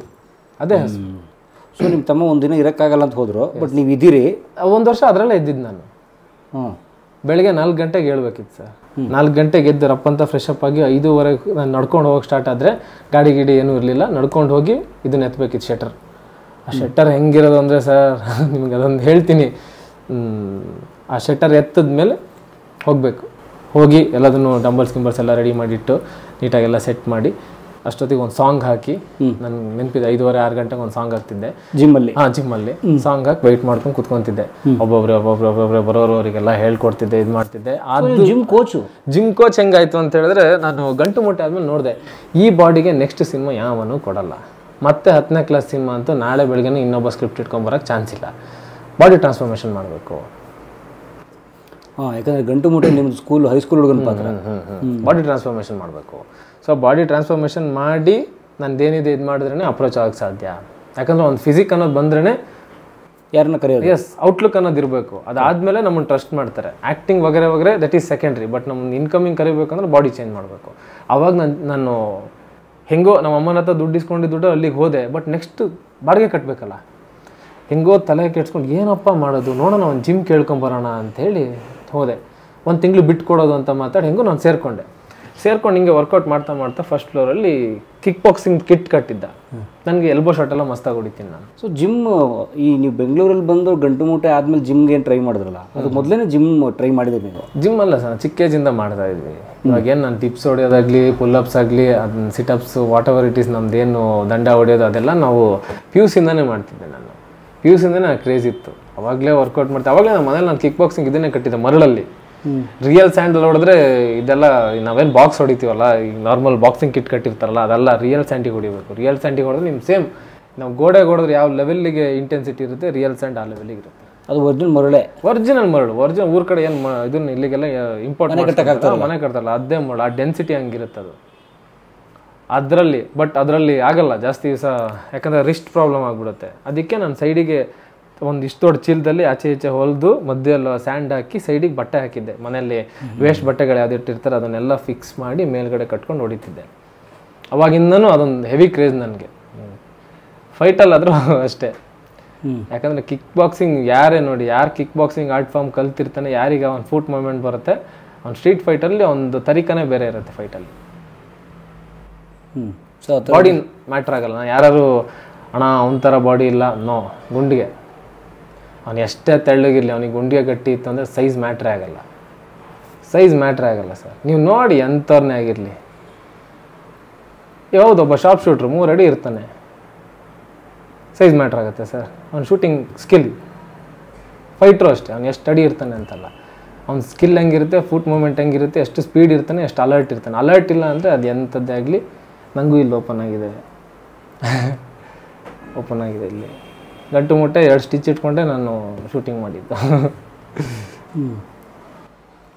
ಸೊ ಅದರ ಬಾಡಿ ಮತ್ತು ಬೆಂಗಳೂರಲ್ಲಿ ಜಿಮ್ಗೆ ಹೋಗಿ ಜಿಮ್ ಸೇರಿಕೊಂಡೆ, ಕಿಕ್ ಬಾಕ್ಸಿಂಗ್ ಮಾಡ್ತೀನಿ. ಸೊ ಕಿಕ್ ಬಾಕ್ಸಿಂಗ್ ಮಾಡ್ತಾಯಿದ್ದೆ. ಅಲ್ಲಿ ನಾನು ಇದಕ್ಕೆ ಕಿಕ್ ಬಾಕ್ಸಿಂಗ್ ಕಿಟ್ಗೆ ಎಲ್ಬೋ ಶಾಟ್ ಹೊಡಿಯೋದು ಅಲ್ಲಿ ನಾನು ವೀಡಿಯೋ ಮಾಡ್ತಾಯಿದ್ದೆ. ಹೊಡಿಯುವಾಗ ಅದು ಕಿತ್ಕೊಂಡು ಬಿತ್ತದು. ಅದೊಂದು ವೀಡಿಯೋ ನನ್ನ ಹತ್ರ ಬ್ಯಾಕಪ್ಪಲ್ಲಿ ಇದ್ದರೆ ನಿಮ್ಗೆ ಆಮೇಲೆ ತೋರಿಸ್ತೀನಿ. ಅದು ಕಿತ್ಕೊಂಡು ಬಿದ್ದ ತಕ್ಷಣ ಅದನ್ನು ತೊಗೊಂಡು ಅವ್ನು ಓನರ್ ಇದ್ದ. ಹಿಂಗೆ ಯಾರೋ ನೋಡ್ದವ್ನು ಹೇಳಿದೆ ಅದು ಕಿತ್ಕೊಂಡು ಬಿತ್ತೋಗ್ರು ಹಂಗೆ ಅವ್ನು ಓನರು ಒಬ್ಬ ಅವ್ನು ಅದನ್ನು ಅಫೆಂಡಿವ್ ಆಗಿ ತೊಗೊಂಡಿಲ್ಲ. ನಾನು ಅಯ್ಯೋ ನಜ್ಜಿ ಕಿತ್ಕೊಂಡ್ಬಿತ್ತಲ್ಲ, ಈಗ ಇದು ಡೆಲ್ಲಿಂದ ಆಗ್ತದೋ ಇದು ಬೇರೆ ಅಂತ. ಅವ್ನು ಬಂದೊಂದು ಎಂತ ಈ ಆರ್ಟ್ ಫಾರ್ಮ್ ಎಲ್ಲ ಗೊತ್ತಾ ನಿಂಗೆ ಹಂಗೆ ಹಿಂಗೆ ಅಂತ. ನಾನು ಓಹೋ ಇನ್ನೇನು ಮಾಡೋಣ, ರೆಂಟ್ ಬೇರೆ ಕಟ್ಟಾಕಿದೆ ಆಡ ಇದೀಗ ಗೊತ್ತು ಅಂತ ಅದ್ದೇ ನನಗೆ ಗೊತ್ತಿದ್ದು ಮರಳಾಗಿ ಹೊಡೆದಿದ್ದು ಒಂದೇ. ಓಕೆನಾ, ಸರಿ ನಾನು ನಾಳೆಯಿಂದ ಒಂದು ಕೆಲಸ ಮಾಡ್ತೀನಿ, ಇಲ್ಲೇ ಜಾಯ್ನ್ ಆಗ್ತೀನಿ ವರ್ಕಿಗೆ ಅಂತ ಅಂದೆ. ಆಗು ಒಂದೇ ಮಾತಂದ್ಬಿಟ್ಟ. ಬಾ ಅಪಾಯಿಂಟ್ಮೆಂಟ್ ನೋಡಿ ಟಕ್ ಅಂತೇಳಿ 10,000 ಸಂಬಳ ಸೇರ್ಕೊಂಡೆ. ಗಂಟು ಮುಟ್ಟೆ ಆದಮೇಲೆ ಹಬ್ಬ ಒಂದು ಕೆಲಸ ಅಂತ ಸಿಕ್ಬಿಟ್ರೆ ಧೈರ್ಯ ಸರ್. ಎಷ್ಟೇ ಕಷ್ಟ ಇರಲಿ 4:15 ಹೇಳ್ಬೇಕಿತ್ತು. 4:15 ಮುಗಿಸಿ 5 ಗಂಟೆಗೆ ಅಲ್ಲಿಗೆ ಹೋಗಬೇಕು. ಶೆಟರ್ ಎತ್ತಿ ಸ್ಟಾರ್ಟ್ ಮಾಡಿದೆ ಅಂದರೆ ಜಿಮ್ ಅವ್ರು ಬರೋದು 10 ಗಂಟೆ ಆಗ್ಬೋದು, 11 ಗಂಟೆ ಆಗ್ಬೋದು, 12 ಗಂಟೆ ಆಗ್ಬೋದು. ನಾನು ವೆಯ್ಟ್ ಮಾಡಬೇಕು. ಸೊ ಅವ್ರು ಬಂದ ಮೇಲೆ ಅವರು ನೋಡ್ಕೊತಿದ್ರು. ಅದಾದಮೇಲೆ ನಾನು ವಾಪಸ್ ಹೋಗ್ತಿದ್ದೆ. ಜಿಮ್ಮೆಲ್ಲ ಕ್ಲೋಸ್ ಮಾಡ್ಕೊಂಡು ಅವ್ರು ಹೋಗ್ತಿದ್ರು. ಅದಾದಮೇಲೆ ನಾನು ಮನೆಗೆ ಹೋಗಿ ಅಡುಗೆ ಮಾಡಿಕೊಂಡು ಊಟ ಮಾಡಿ ಮಲಗಿ ಕರೆಕ್ಟಾಗಿ 4 ಗಂಟೆ 10 ನಿಮಿಷಕ್ಕೆ ಒಂದು ವ್ಯಕ್ತಿ ಕಾಲ್ ಮಾಡ್ತಿದ್ರು. ನನ್ನ ಹೆಸರು ಕೂಡ ಕರೆಕ್ಟಾಗಿ ಗೊತ್ತಿಲ್ಲ, ನಿಶಾಂತ್ ಎಲ್ಲಿದೆಯಪ್ಪ ಅಂತ. ಪೊಲೀಸ್ನವ್ರು. ನಾನು ರಪ್ಪ ಅಂತ ಹೋಗ್ಬೇಕಿತ್ತು. ಹೋಗಿ ಅವ್ರು ಜಿಮ್ಗೆ ಅಂತ ವೆಯ್ಟ್ ಮಾಡ್ಕೊಂಡು ಕೂತಿರೋರು. ಎಕ್ಸಾಕ್ಟ್ 4:15 ನಾನು ಅಲ್ಲಿ ಇರಲೇಬೇಕು ಶಾರ್ಪ್. ಯಾಕಂದರೆ ಟೈಮಿಂಗ್ಸ್ ಎಕ್ಸಾಕ್ಟಾಗಿ 4:15 ಎವ್ರಿ ಡೇ 4:20ಗೆ ಕಾಲ್ ಮಾಡೋರು. ಎದ್ದು ನನಗೆ ನಿದ್ದೆ ಆಗಿತ್ತೋ ಇಲ್ಲೋ ಗೊತ್ತಿಲ್ಲ, ಅಡುಗೆ ಮಾಡ್ಕೊಂಡು ಟಕ್ ಅಂತ ಹೋಗಲ್ಲ. ನಾನು ಜಿಮ್ ಓಪನ್ ಮಾಡಿ ಸಾಯಂಕಾಲ ಸಂಜೆ 4:45 5 ಗಂಟೆಗೆ ನಾನು 4:15ಗೆ ಶಾರ್ಪ್ ಓಪನ್ ಮಾಡಬೇಕು. ಜಿಮ್ ಓಪನ್ ಮಾಡ್ಕೊಂಡು ಕೂತ್ಕೊಂಡ್ರೆ ಮತ್ತೆ ಎಲ್ರಿಗೂ ಟ್ರೈನಿಂಗ್ ಎಲ್ಲ ಎಲ್ಲ ಮುಗಿಸಿ ಎಲ್ರದ್ದು ಜಿಮ್ ವರ್ಕೌಟ್ ಆದಮೇಲೆ ನಾನು ವರ್ಕೌಟ್ ಮಾಡ್ತಿದ್ದೆ. ಅದು ಟಯರ್ಡ್ ಗೇಡ್ ಎಲ್ಲ ಸೈಡಿಗಿಟ್ಟು ಟ್ರಾನ್ಸ್ಫಾರ್ಮೇಷನ್ ಆಗಬೇಕು. ರಾತ್ರಿ ಎಷ್ಟೇ ಹೊತ್ತಾಗಲಿ ವರ್ಕೌಟ್ ಮಾಡಿ 10 ಗಂಟೆ ಆದರೆ ವರ್ಕೌಟ್ ಮಾಡಿ ಅಗೇನ್ ಮತ್ತೆ ಮನೆಗೆ ಬರ್ತಿದ್ದೆ. ಮನೆಗೆ ಬಂದು ಅದೇನಿದೆ ಊಟ ಮಾಡ್ಕೊಂಡು ಮಲ್ಕೊಂಡು ಮತ್ತು ಬೆಳಗ್ಗೆ 4:15ಗೆ ಹೋಗ್ಬೇಕು. ಅದೇ ರೊಟೀನ್. ಒಂದು ಚೂರು ನಿದ್ದೆ ಇಲ್ಲ. ಅಂದರೆ ನಿದ್ದೆ ಅಂದರೆ 1 ನಿಮಿಷ ಸಿಗ್ತಾ ಪಟ್ಟ ನಿದ್ದೆ ಮಾಡು, ಅಲರ್ಟಾಗು ಕೆಲಸ. ಅದು ನಡೀತು. ಇನ್ನೇನು ಅದಾದ ತಕ್ಷಣ ಗಂಟು ಮುಟ್ಟೆ ರಿಲೀಸ್ ಆಯಿತು. ಸೊ ಗಂಟು ಮುಟ್ಟೆ ರಿಲೀಸ್ ಆದ ತಕ್ಷಣ ಈಗ ಸೀರಿಯಲ್ಗೆ ಕರೀತಾರೆ. ನನಗೇನೋ ಒಂದು ಸಿನಿಮಾನೇ ನನಗೆ ಒಂದೇ ಸಿನಿಮಾದಲ್ಲಿ ಒಂದು 10 ಲುಕ್ ಮಾಡಬೇಕನ್ನೋ ಆಸೆ. ಕಮಲ್ ಹಾಸನ್ ಥರ ಅಲ್ಲ, ನನಗೆ ಆ ಥರ ನನಗೆ ಇಷ್ಟ. ಏನೋ ಒಂದು ಡಿಫ್ರೆಂಟಾಗಿ ಟ್ರೈ ಮಾಡಬೇಕಂತ. ಅದನ್ನು ಬಿಟ್ಟು ಏನೋ ಒಂದೇ ಥರ ತುಂಬ ದಿವಸ ನನಗೆ ಒಂದೇ ಸಿನಿಮಾದಲ್ಲಿ ಒಂದೇ ಥರ ಆ್ಯಕ್ಟಿಂಗ್ ಇತ್ತು ಅಂದ್ರೂ ನನಗೆ ಇಷ್ಟ ಆಗಲ್ಲ. ನಾನು ಆ ಥರ ಸ್ಕ್ರಿಪ್ಟ್ ಚೂಸ್ ಮಾಡೋದಕ್ಕೆ ಒಂದ್ಸತಿ ಯೋಚನೆ ಮಾಡ್ತೀನಿ, ಏನಪ್ಪ ಫ್ಲ್ಯಾಟ್ ಅಂತ ಒಂದು ಸ್ವಲ್ಪ ವೇರಿಯೇಷನ್ಸ್ ಇರಬೇಕು. ಆ ಥರ ನನಗೆ ಮಾಡೋದಕ್ಕೆ ಇಷ್ಟ, ಏನೋ ಡಿಫ್ರೆಂಟ್ ಚೇಂಜ್ ಮಾಡೋದಕ್ಕೆ. ಅದನ್ನು ಬಿಟ್ಕೊಂಡು ಅದಾದಮೇಲೆ ಸಿನಿಮಾ ಅಂದ್ಕೊಂಡೆ. ಇವತ್ತು ಸೀರಿಯಲ್ ಬಿಟ್ಬಿಟ್ರಿ? ಸೀರಿಯಲ್ಲು ಇಲ್ಲ, ನಾನು ಗಂಟು ಮುಟ್ಟೆ ಹಿಂದಿನ ದಿವಸನೂ ಕಾಲ್ ಮಾಡಿದ್ರು, ಗಂಟು ಮುಟ್ಟೆ ರಿಲೀಸ್ಗಿಂತನೂ ಮುಂಚೆನೆ. ಒಳ್ಳೊಳ್ಳೆ ಪಾತ್ರಗಳೇ. ಯಾಕಂದ್ರೆ ಅಲ್ಲಿ ನೋಡಿರ್ತಾರಲ್ಲ ಸೆನ್ಸರ್ ಅಲ್ಲಿ ನೋಡಿ ಗೊತ್ತಿರುತ್ತೆ ಅಟ್ಲೀಸ್ಟ್ ಮಾಡ್ಸೋಣ ಅಂತ ಹೇಳಿ. ಅದ್ರ ಹಿಂದಿನ ದಿವಸ ಲೀಡ್ಗೆ ಕೇಳಿ, ನನಗೆ ಯಾವತ್ತು ಲೀಡ್ಗೆ ಕೇಳಿರ್ತಾರೆ. ಸೊ ಲೀಡ್ ಕೇಳಿದಾಗ್ಲೂ ಇಲ್ಲ ಸರ್ ನೋಡೋಣ. ಆಮೇಲೆ ಗಂಟು ಮುಟ್ಟೆನೂ ರಿಲೀಸ್ ಆಯಿತು. ಅದಾದ್ಮೇಲೂ ಇವತ್ತಿನ ತನಕನೂ ನಾನು ತಪ್ಪು ಅಂತ ಹೇಳಲ್ಲ, ಅವ್ರು ಕೇಳ್ತಾ ಇರ್ತಾರೆ, ಅದಕ್ಕೆ ಯಾವತ್ತು ಅವ್ರು ಕೊಡೋ ಆಪರ್ಚುನಿಟಿಗೆ ನಾನು ಯಾವತ್ತು ಹ್ಯಾಟ್ಸ್ ಆಫ್. ಸೊ ಅದಾದ್ಮೇಲೆ ಸಿನಿಮಾ ಅಂದ್ಕೊಂಡು ನಂದು ಟಾಮ್ ಆ್ಯಂಡ್ ಜೆರಿ ಒಂದು ನಮ್ಮ ಸಿನಿಮಾದ ಎಷ್ಟು 38-40 ದಿನ ಗಂಟು ಮುಟ್ಟೆ ಓಡ್ತಾ ಇತ್ತು ಇನ್ನೂ ಥಿಯೇಟ್ರಲ್ಲಿ. ಅವಾಗ ಆಡಿಷನ್ ಕರೆದ್ರು ಯಾವುದಕ್ಕೆ? ಟಾಮ್ ಆ್ಯಂಡ್ ಜೆರಿ ಆಡಿಷನ್ ಕರೆದು ಟಕ್ಕಂತ ಅಲ್ಲೇ ಸೆಲೆಕ್ಟ್ ಆಯಿತು. ಯಾಕಂದರೆ ಇಮಿಡಿಯೇಟ್ ಸ್ಟಾರ್ಟ್ ಮಾಡಬೇಕಿತ್ತು. ಸೊ ತಕ್ಷಣ ಸ್ಟಾರ್ಟ್ ಆಯಿತು. ಅದು ತುಂಬ ಪ್ರೊಸೆಸ್, ತುಂಬ ವರ್ಷ, 2 ವರ್ಷ ಹತ್ರನೇ ಆಯಿತು. ಯಾಕಂದರೆ 2 ಲಾಕ್ಡೌನ್ ಆಯಿತು. ಒಂದು ಫೈಟ್ನ ನಾನು 2 ಲಾಕ್ಡೌನಲ್ಲಿ ಮುಗಿಸಿ ಕಂಟಿನ್ಯೂಟಿ. ಫಸ್ಟ್ ಲಾಕ್ಡೌನ್ ಮುಂಚೆ ಅರ್ಧ, ಬಟ್ ಎಲ್ಲೂ ಬಾಡಿ ಒಂದು ಚೂರು ವೇರಿಯೇಷನ್ಸ್ ಕೊಡ್ದೇನೆ ಎವ್ರಿ ಡೇ ನಾನು ಒಂದು 4-6 ಬ್ರಿಕ್ಸ್ ಇಟ್ಕೊಂಡಿದ್ದೆ. 2 ಬ್ರಿಕ್ಸಿಗೆ 2 ಪಟ್ಟಿ ಹೊಡ್ಕೊಂಡು ಇನ್ನೊಂದು ಸಿಂಗಲ್ ಬ್ರಿಕ್ಸು ಅದರಲ್ಲೇ ವರ್ಕೌಟ್ ಮಾಡಿ ಅವಾಗಲೇ ನೀಟಾಗಿ ಒಂದು ಫಿಟ್ನೆಸ್ ಇಟ್ಕೊಂಡು ಅದಾದ ತಕ್ಷಣ ನೆಕ್ಸ್ಟ್ ಸ್ಟಾರ್ಟ್ ಆಗಿದ್ದು. ಸೊ ಟಾಮ್ ಆ್ಯಂಡ್ ಜೆರಿ ಆಯಿತು. ಅದರದ್ದು ಅದು ಮುಗಿದ Tom and Jerry result okay. ಯಾಕಂದರೆ ಇವಾಗ ನಾನು ಅಂತ ರೆಕಗ್ನೈಸ್ ಆಗೋದಕ್ಕೆ ಸಿಕ್ಕಿರೋ ಒಂದು ಸಿನಿಮಾ, ಈವನ್ ಗಂಟು ಮುಟ್ಟೆ ಆದರೂ ಅಷ್ಟು ಇವತ್ತಿಗೂ. ಸೊ ನಾನು ಅಂತ ಹೇಳೋದಕ್ಕೆ ಸಿಕ್ಕಿರೋಂಥ ಒಂದು ಸಿನಿಮಾ. ಸೊ ಆ ಥರ ಟಾಮ್ ಆ್ಯಂಡ್ ಜೆರಿ ಮುಗೀತು. ಸೊ ಟಾಮ್ ಆ್ಯಂಡ್ ಜೆರಿ ಅದರದ್ದು ಅದೇನಿದೆ ಪ್ರೊಸೆಸ್ ಮುಗೀತು. ಸೊ ಹಾಯಾಗಿದೆ ಮಟ್ಟಕ್ಕೆ ಸಿನಿಮಾ ಆಗಿಲ್ಲ, ಯಾಕಂದರೆ ಹಾಯಾಗಿದೆ ಆ ಲೆವೆಲ್ಗೆ ರೀಚ್ ಆಗಿತ್ತು ಬಿಫೋರೆ. ತುಂಬ ದೊಡ್ಡ ವೈರಲ್ ಸಾಂಗ್, ಒಳ್ಳೆ ಸಾಂಗ್. ಸೊ ಅದಕ್ಕೆ ನಾನು ಯಾವತ್ತಿದ್ರೂ ಅವ್ನ ಪ್ರೊಡಕ್ಷನ್ ಹೌಸ್ಗೆ ಯಾವತ್ತಿದ್ರೂ ಚಿರೋಣಿನೇ. ಯಾಕಂದರೆ ಅಂಥ ಒಂದು ಸಾಂಗ್ ನಾನು ಕೊಟ್ಟು ಯಾರಿಗೇ ಆದ್ರೂ ನೋಡಪ್ಪ ಹಾಯಾಗಿದೆ ಸಾಂಗಲ್ಲಿ ಇರೋಣಪ್ಪ ಅಂದ್ರೂ ಗೊತ್ತಾಯ್ತು ಅಂತನಾರು ಒಂದು ಮಾತು. ಸೊ ಅವ್ರು ಸಿನಿಮಾ ನೋಡಿದ್ರೆ ಹಾಡಾದ್ರೂ ಗುರ್ತಿಸ್ತಾರೆ, ವಿಡಿಯೋ ನೋಡಿರ್ತಾರೋ ಇಲ್ಲೋ ಗೊತ್ತಿಲ್ಲ. ಇವನ್ ಯಾರೇ ಆದ್ರೂ ಅಷ್ಟೇ ಅವ್ರು ಎಲ್ಲೋ ನೋಡಿದೀನಿ ಸರ್ ಅಂದರು ಅಂತ ಹೇಳಿದ್ರೆ ಅವಾಗ ಹಿಂಗೆ ಅಂತ ಹೇಳ್ಬೋದು. ಸೊ ಅದೊಂದು ಹಾಯಾಗಿದೆ ಅಂತೂ ನನಗೆ ಏನದು ಒಂದು ದೊಡ್ಡ ಪ್ಯಾಕೇಜ್.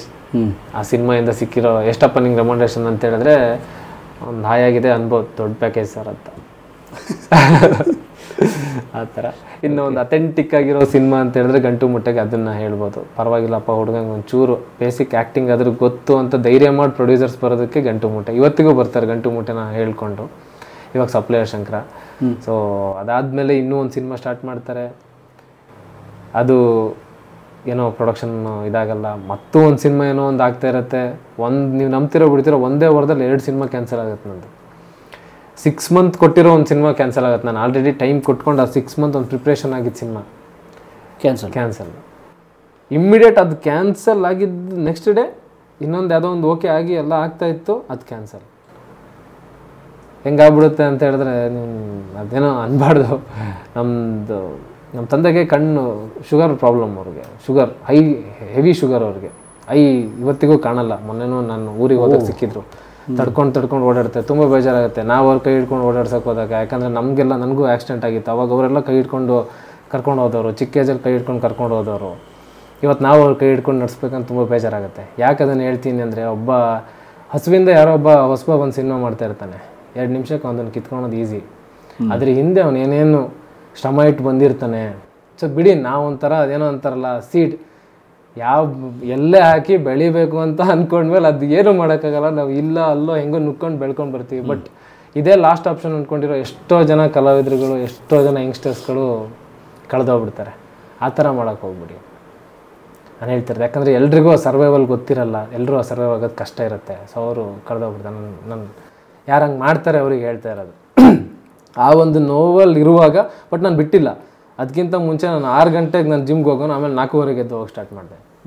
ಹೋಯ್ತಾ 2 ಸಿನಿಮಾ ಹೋಯ್ತಾ, ಸರಿ ಬಿಡು, ನಿಜವಾಗ್ಲೂ ಟ್ಯಾಲೆಂಟ್ ಇದೆ, ನಿಜವಾಗ್ಲೂ ಓಕೆ, ಏನೋ ಒಂದು ನನ್ನ ಮೇಲೆ ಒಂದು ಭರವಸೆ ಇದೆ ಅಂತ ಹೇಳಿದ್ರೆ ಬರ್ತಾರೆ ಡೈರೆಕ್ಟ್ರು.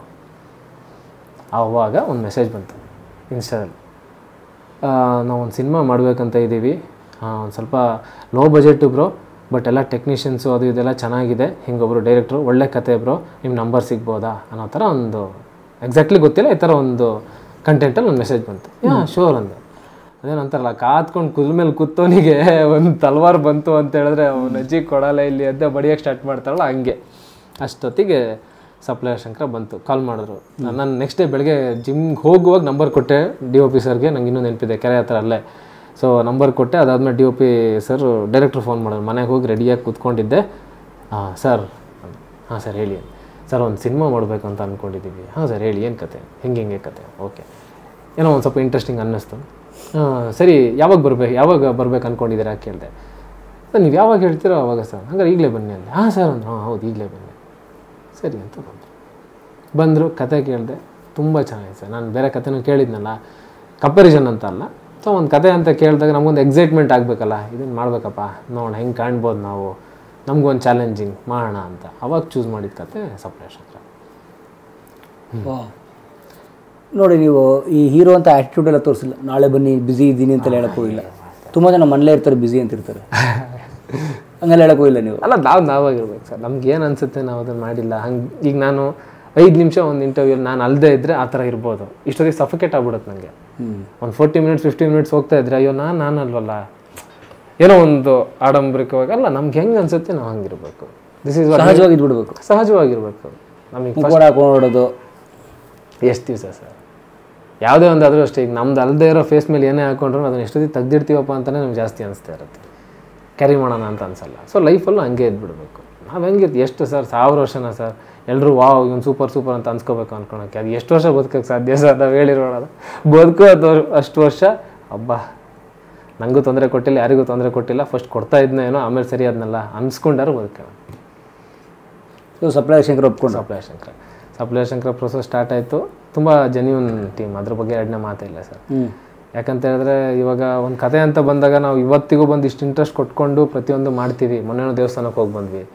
ಸೊ ಅದೊಂದು ಟೀಮ್ ಆಗಿ ಈಗ ಎಲ್ಲದು ಗ್ರೂಪ್ಗಳು ಕ್ರಿಯೇಟ್ ಆಗುತ್ತೆ. ಬಟ್ ಎಷ್ಟು ಗ್ರೂಪ್ಗಳು ಚಾಲ್ತಿಲಿರುತ್ತೆ ಅನ್ನೋದು ಇಂಪಾರ್ಟೆಂಟ್. ನಾವು ವಾಟ್ಸಪ್ನೇ ನೋಡೋಣ, 1000 ಗ್ರೂಪ್ ಇರುತ್ತೆ, ಬಟ್ ಅದ್ರ ಯಾವ ಚಾಲ್ತಿಲಿದೆ ಅದು ಇಂಪಾರ್ಟೆಂಟ್. ಅಂದರೆ ನಮ್ಮ ಕೋಆರ್ಡಿನೇಷನ್. ಸೊ ಇವತ್ತಿಗೆ ಇಲ್ಲಿ ಬಂದು ಪ್ರೀ ಪ್ರೊಡಕ್ಷನ್ ಆಯಿತು, ಸಿನಿಮಾ ಸ್ಟಾರ್ಟ್ ಆಯಿತು. ಏನು ಅವತ್ತು ಅವ್ರು ಲೋ ಬಜೆಟ್ ಸರ್ ಅಂತ ಅಂದಿದ್ರು, ಅದಲ್ಲ, ಒಂದು ಒಳ್ಳೆ ಬಜೆಟ್ಗೆ. ಯಾಕಂದರೆ ಒಂದೊಂದು ದಿನ ಶೂಟಿಂಗ್ ಮಾಡ್ತಿದ್ದಂಗೂ ಅದು ಕೇಳುತ್ತೆ. ಸಿನಿಮಾ ನಾನು ನಿಮ್ಗೆ ಫಸ್ಟ್ ಹೇಳ್ದಂಗೆ ಆಗೋದಲ್ಲ, ಮಾಡೋದಲ್ಲ, ಅದಾಗೆ ಆಗೋದು. ಸೊ ಅದೇ ಒಂದು ಬಜೆಟ್ ತೊಗೊಂಡು ಇವಾಗ ಹೆಂಗೆ ಒಂದು ಕ್ವಾಲಿಟಿ ಆಫ್ ಮೇಕಿಂಗ್, ಯಾಕಂದರೆ ಕ್ವಾಲಿಟಿ ಇದ್ರೇ ನಾವು ಆಡಿಯನ್ಸ್ಗೆ ಕನ್ವಿನ್ಸ್ ಮಾಡೋಕ್ಕೆ ಸಾಧ್ಯ ಆಯಿತು. ಅವತ್ತು ನಮ್ಮ ಹತ್ರ ಶೂಟಿಂಗಿಗೆ ದುಡ್ಡಿರಲಿಲ್ಲಪ್ಪ, ನನಗೆ ಇವಾಗ ಪ್ರಮೋಷನ್ಗೆ ದುಡ್ಡಿದೆ ಅಂದ್ರೂ ಕಷ್ಟ ಆಗ್ಬಿಡುತ್ತೆ. ಪ್ರಾಡಕ್ಟೇ ಚೆನ್ನಾಗಿಲ್ಲ, ನಾವು ಎಷ್ಟು ಪ್ರಮೋಷನ್ ಮಾಡಿ ಏನು ಪ್ರಯೋಜನ? ಬಟ್ ಇರೋ ಒಂದು ಪ್ರಾಡಕ್ಟ್ನ ಕೈಲಾಗಿದ್ದೇನು ಪ್ರಮೋಷನಿಂಗ್ ಮಾಡ್ಬೋದು ಅದನ್ನು ಮಾಡ್ತಾಯಿದ್ದೀವಿ. ಚೆನ್ನಾಗಿದೆ ಸಿನಿಮಾ. ಹಾಂ, ಚೆನ್ನಾಗಿದೆ. ಆಲ್ರೆಡಿ ಒಂದು ಬಿಸ್ನೆಸ್ ಕಾಪಿ ತೋರಿಸಿದ್ದಾರೆ. ಸೊ ತುಂಬ ಚೆನ್ನಾಗಿ ಬಂದಿದೆ. ಸೊ ನಮಗೆ ಏನೋ ಒಂದು ಚಿಕ್ಕ ಪುಟ್ಟದೇನು ಕರೆಕ್ಷನ್ಸ್ ಅದು ಇದು ಏನಿರುತ್ತೆ ಅದೇನೋ ರಿಲೀಸ್ ಆಗೋ ತನಕ ನಡೀತಾನೆ ಇರುತ್ತಲ್ಲ ಸರ್. ಎನಿ ಇಂಪ್ರೂವೈಸೇಷನ್ ನಡೀತಾನೆ ಇರುತ್ತೆ. ಒಂದು ಚಿಕ್ಕದಾಗಿ ಒಂದು ಸ್ವಲ್ಪ ಏನೋ ಚೇಂಜಸ್ ಇದ್ರೂ ಮಾಡ್ತಾನೆ ಇರಬೇಕು. ಸೊ ಎವ್ರಿಡೇ ಅದನ್ನು ಮಾಡ್ತಿದ್ದಾರೆ. ನಾನು ಇವತ್ತಿನ ತನಕ ಯಾವತ್ತೂ ಏನದು ಅದು ಹೆಂಗೆ ಪ್ರೊಸೆಸ್ ನಡೆಯುತ್ತೆ ಅಂತ ನೋಡಬೇಕು ಅನ್ನೋ ಚಿಂತೆನೂ ಇಲ್ಲ. ಯಾಕಂದರೆ ಡೈರೆಕ್ಟರ್ ಆ ಲೆವೆಲ್ಲಿಗೆ ಫಾಸ್ಟ್ ಇದ್ದಾರೆ, ಅಂದರೆ ಟೆಕ್ನಿಕಲ್ ಟೀಮ್ ಆ ಲೆವೆಲ್ಲಿಗೆ ಫಾಸ್ಟ್ ಇದೆ. ಅವರೇ ಯಾವತ್ತೂ ಒಂದು ದಿವಸ ಹಿಂಗೆ ಕರೆದ್ರು, ಸರ್ ಬನ್ನಿ ಯಾವಾಗಲೂ ಫ್ರೀ ಇದ್ದಾಗ ಬಂದು ಕೂತ್ಕೊಳ್ಳಿ ನೋಡಿ. ಏನೋ ಒಂದು ಚೆನ್ನಾಗಿ ನಡೀತಿದೆ ಅಂದಾಗ ನಾವು ಹೋಗೋ ಅವಶ್ಯಕತೆ ಇರಲ್ಲ. ಏನೋ ಒಂಚೂರು ಇಂಬ್ಯಾಲೆನ್ಸ್ ಆಯಿತು ಅಂದಾಗ ನಾವೇ ಕೇಳ್ತೀವಿ ಬರೋದಾ ಅಂತ. ಸೊ ಆ ಥರ ನಡೀತಿದೆ. ಸೊ ಇವಾಗ ಈ ಹಂತಕ್ಕೆ ಬಂದು ನಿಂತ್ಕೊಂಡಿದೆ. February 2ಕ್ಕೆ release. ಅದೇನಂತಾರಲ್ಲ, ನಾನು ಎಲ್ರಿಗೂ ಯಾವಾಗಲೂ ಅದನ್ನೇ ಇವಾಗಲೂ ಕೇಳ್ಕೊತಿರೋದು, ಗಂಟು ಮೂಟೆ ಸಿನಿಮಾ ನೋಡಿದ್ರು ಬಂದು ಹೋದ್ಮೇಲೆ OTT ನೋಡಿ ಅಬ್ಬಾ ಇಂಥ ಸಿನಿಮಾ ಇದನ್ನ ಥಿಯೇಟ್ರಲ್ಲಿ ನೋಡಿದ್ರೆ ಎಕ್ಸ್ಪೀರಿಯೆನ್ಸ್ ಚೆನ್ನಾಗಿರ್ತಿತ್ತು ಅಂತ ಅಂದರು. ಅವಾಗ ಅಂದ್ಕೊಂಡ್ವಿ ನೆಕ್ಸ್ಟ್ ಸಿನಿಮಾಗೆ ಬರ್ಬೋದೇನೋ. ಓಕೆನಪ್ಪ, ಥ್ಯಾಂಕ್ ಯು, ಮಿಸ್ ಮಾಡಿಬಿಡಿ, ನೆಕ್ಸ್ಟ್ ಸಿನಿಮಾಗೆ ಬಂದ್ವಿ ಅಂತ. ಅದಾದಮೇಲೆ ಟಾಮ್ ಆ್ಯಂಡ್ ಜೆರ್ರಿ ರಿಲೀಸ್ ಆಯಿತು. ಅಗೇನ್ ಮತ್ತೆ ಯೂಟ್ಯೂಬಲ್ಲಿ ಮಿಲಿಯನ್ಸ್ ಗಟ್ಟಲೆ ನೋಡಿದ್ದಾರೆ, ಎಲ್ಲರೂ ಕಮೆಂಟ್ ಹಾಕಿದ್ದಾರೆ, ಚೆನ್ನಾಗಿದೆ, ಇಂಥ ಸಿನಿಮಾ ಮಿಸ್ ಮಾಡ್ಕೊಂಡ್ವಲ್ಲ ಅಂತ. ಬಟ್ ಈ ಸಿನಿಮಾನ ದಯವಿಟ್ಟು ನೀವು ಯೂಟ್ಯೂಬಲ್ಲೇ ಕೂತ್ಕೊಂಡು ನೋಡ್ತಾ ಇರ್ತೀರಾ, ನಿಮಗೆ ಹೇಳ್ತಾ ಇರೋದು ಅಂತಾರೆ ಅಂದ್ಕೊಳ್ಳಿ. ದಯವಿಟ್ಟು ಪ್ಲೀಸ್ ಯಾವುದೇ ಕಾರಣಕ್ಕೂ ಆ ಥರ ಅನ್ಬೇಡಿ. Theatre experience is very different. ನಾವೇನೇ ಇವಾಗ ಒಂದು ಇಷ್ಟು ಚಿಕ್ಕ ಮೊಬೈಲ್, ನನ್ನದೇ ಮೊಬೈಲಲ್ಲಿ ನೋಡೋದಕ್ಕೂ ಇನ್ನೂ ದೊಡ್ಡದೊಂದು ಲ್ಯಾಪ್ಟಾಪಲ್ಲಿ ನೋಡೋದಕ್ಕೂ ಸ್ಕ್ರೀನಲ್ಲಿ ನೋಡೋದಕ್ಕೂ ತುಂಬ ಡಿಫ್ರೆನ್ಸ್ ಇರುತ್ತೆ. ಆ ಎಕ್ಸ್ಪೀರಿಯೆನ್ಸೇ ಬೇರೆ, ಸೌಂಡಿಂಗ್ ಸಿಸ್ಟಮೇ ಬೇರೆ. ದಯವಿಟ್ಟು ನೀವು ಅಲ್ಲಿ ಹೋಗಿ ಥಿಯೇಟ್ರಲ್ಲಿ ನೋಡಿ ಸಿನಿಮಾನ.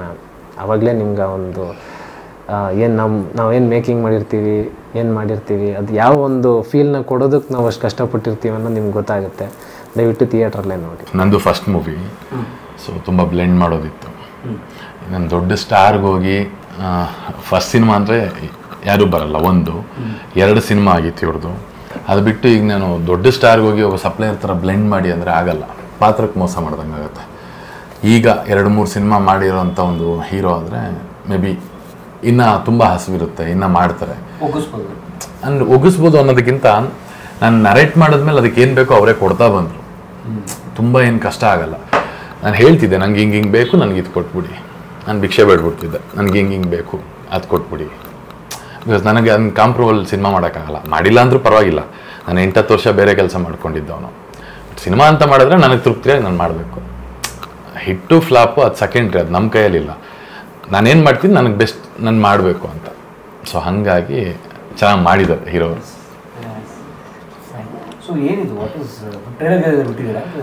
ಟೀಸರ್ ಬಿಟ್ಟಿದ್ದೀವಿ, 2 ಸಾಂಗ್ ಬಿಟ್ಟಿದ್ದೀವಿ. ಸೊ ಈಗ ನಾಳೆ ವಿ ಪಿ ಸರ್ದು ಒಂದು ಸಾಂಗ್ ಬಿಡ್ತಿದ್ದೀವಿ ಸಂಕ್ರಾಂತಿ ಹಬ್ಬಕ್ಕೆ. ಸಪ್ಲೈಯರ್ಸ್ ಮೇಲೆ ವಿ ಪಿ ಸರ್ ಹಾಡಿದ್ದಾರೆ, Vijay Prakash sir. So suppliers ಮೇಲೆ ಹಾಡಿದ್ದಾರೆ, ಅದು ನಾಳೆ ಬಿಡ್ತಿದ್ದೀವಿ. ಸೊ ಇನ್ನೇನು ಟ್ರೈಲರು ಸಿನಿಮಾ ಫೆಬ್ರವರಿ 2ಕ್ಕೆ ರಿಲೀಸ್ ರೆಡಿ ಇದೆ. ನೋಡ್ಬೇಕು ಜನ, ಅವರು ಫೈನಲಿ ಅವ್ರ ಆನ್ಸರ್ ಕೊಡಬೇಕು. ಹಾಯಾಗಿದೆ ಎದೆಯೊಳಗೆ ಎಂಥ ಒಳ್ಳೆ ಹಾಡು. ಸೊ ನನಗೆ ಭಾಳ ಸಂತೋಷ ಆಯಿತು. ನಮ್ಮ ವಿದ್ಯಾರ್ಥಿ ಅಂತ ಹೇಳೋದು ನನಗೆ ಭಾಳ ಸಂತೋಷ ಆಗುತ್ತೆ. ನಮ್ಮ ನಿಶ್ಚಿತ್, ನಾನು ಅವ್ರನ್ನ 10th ಸಿನಿಮಾದಲ್ಲಿ ನಾನು ಕ್ಲಾಸ್ ಮಾಡ್ಬೇಕಾದ್ರೆ ನೋಡ್ತಿದ್ದೆ. ಅಂದರೆ ಒಂದು 15-20 ಹುಡುಗರಿದ್ದಾಗ ಒಂದು ಹುಡುಗ ವಿಶೇಷವಾಗಿ ಕಾಣ್ತಿರ್ತಾರೆ, ಯಾರೋ ಒಬ್ಬರು ಇಬ್ಬರು ವಿಶೇಷವಾಗಿ ಏನೋ ಭಾಳ ಸೀರಿಯಸ್ ಆಗಿದ್ದಾರೆ, ಏನೋ ಸಾಧ್ಯ ಆಗುತ್ತೆ, ಏನೋ ವರ್ಕ್ ಆಗುತ್ತೆ ಇವರಲ್ಲಿ ಅಂತ ಅನಿಸ್ತಿರುತ್ತೆ. ಆ ಥರ ಅನಿಸೋದು. ಅವಾಗ ಅವರು ತೊಡ್ಕೊಳ್ಳೋ ರೀತಿ, ಶಾರ್ಟ್ ಫಿಲ್ಮ್ಸ್ಗಳು ಮಾಡಿದಾಗ ಅವ್ರು ಮಾಡ್ತಿದ್ದಂಥ ವಿಧಾನ ಎಲ್ಲವೂ ಗಮನಿಸ್ತಿದ್ವಿ. ಭಾಳ ಎತ್ತರಕ್ಕೆ ಬೆಳೀತಿದ್ದಾರೆ. ಒಳ್ಳೆಯದಾಗಲಿ ನಿಶ್ಚಿತ್ ನಿಮಗೆ. ಸೊ ಭಾಳ ಸಂತೋಷ ಆಗುತ್ತೆ, ಭಾವುಕ ಆಗುತ್ತೆ ಅವ್ರ ಬೆಳವಣಿಗೆ ನೋಡ್ತಿದ್ರೆ. ಇನ್ನೂ ಅವ್ರನ್ನ 100ರಷ್ಟು ಬೆಳೆಸ್ಬೇಕಾಗಿರೋದು ಕನ್ನಡಿಗರ ಜವಾಬ್ದಾರಿ. ದಯವಿಟ್ಟು ಅವ್ರನ್ನ ಬೆಳೆಸಿ, ಸಿನಿಮಾ ನೋಡಿ ಪ್ರೋತ್ಸಾಹಿಸಿ ಥಿಯೇಟ್ರಲ್ಲಿ ಅಂತ ಕೇಳ್ತೇನೆ. ರಂಜಿತ್ ಅವರು ಭಾಳ ಒಳ್ಳೆ ಸಿನಿಮಾ ಮಾಡಿದ್ದಾರೆ. ಸೊ ಅವ್ರಿಗೂ ಕೂಡ ಒಳ್ಳೆಯದಾಗಲಿ. ಸಪ್ಲೈಯರ್ ಶಂಕರ ಅಂದರೆ ನಮ್ಮಲ್ಲಿ ಯೋಗರಾಜ್ ಭಟ್ರು ಮೊನ್ನೆ ಇಂಟರ್ವ್ಯೂ ಮಾಡೋರು ಒಂದು ಒಳ್ಳೆ ಮಾತಾಡ್ತಾಯಿದ್ರು. ಸಿನಿಮಾ ಗೊತ್ತಲ್ಲ ನಿಮಗೆ? ಅದು ಇಲ್ಲ ಸರ್ ಗೊತ್ತಿಲ್ಲ. ಅದನ್ನು ಫಸ್ಟ್ ಡೇ ನೋಡಿದ್ರೆ ನಮ್ಮ ಹೋಟ್ಲ್ ಸಪ್ಲೈಯರ್ಗಳು, ಆಮೇಲೆ ಬಾರ್ಗಳು, ಆಮೇಲೆ ಇತರದವರು, ನಮ್ಮ ಏನು ಆಟೋ ಓಡಿಸೋರು, ಡ್ರೈವರ್ಸ್ಗಳು, ಇವರೆಲ್ಲ ನೋಡ್ತಾರೆ, ಸ್ಟೂಡೆಂಟ್ಸ್ ಇವರೆಲ್ಲ. ಸೊ ಹಾಗಾಗಿ ಅವ್ರದ್ದೇ ಕಥೆ ಮಾಡಿದ್ದಾರೆ ಸಪ್ಲೈಯರ್ ಶಂಕರ ಅಂತ. ಸೊ ಹಾಗಾಗಿ ಒಳ್ಳೆಯದಾಗಲಿ ಅಂತ ಕೇಳ್ಕೊತೀನಿ. ಮತ್ತು ಅವ್ರ ಕೋ ಡೈರೆಕ್ಟ್ರು ಸರ್, ನಿಮಗೂ ಒಳ್ಳೆಯದಾಗಲಿ ಸರ್. ಸತೀಶ್ ಕುಮಾರ್ ಸಿನಿಮಾದ DOP. So wedding photography, videography, ಈ ಪ್ರೀ ವೆಡ್ಡಿಂಗ್ ಶೂಟೆಲ್ಲ ಬರುತ್ತಲ್ಲ, ಆ ಹಿನ್ನೆಲೆಯಲ್ಲಿ ಬಂದು ಕ್ಯಾಮ್ರಾಮನ್ ಆಗಿರೋರು, ಅವ್ರಿಗೂ ಒಳ್ಳೆಯದಾಗಲಿ. ನೋಡಿ, ಎಂಥ ಸಮಾನ ಮನಸ್ಕರು, ಹಸಿವಿರೋ ಮನಸ್ಸುಗಳು ಸೇರಿ ಸಿನಿಮಾ ಮಾಡಿದೆ. All the best. ಫೆಬ್ರವರಿ 2ಕ್ಕೆ ಸಿನಿಮಾ ನೋಡಿ ಅಂತ ನಾನು ಕೇಳ್ಕೊತೇನೆ. ಧನ್ಯವಾದ. ಒಳ್ಳೆಯದಾಗಲಿ. All the best.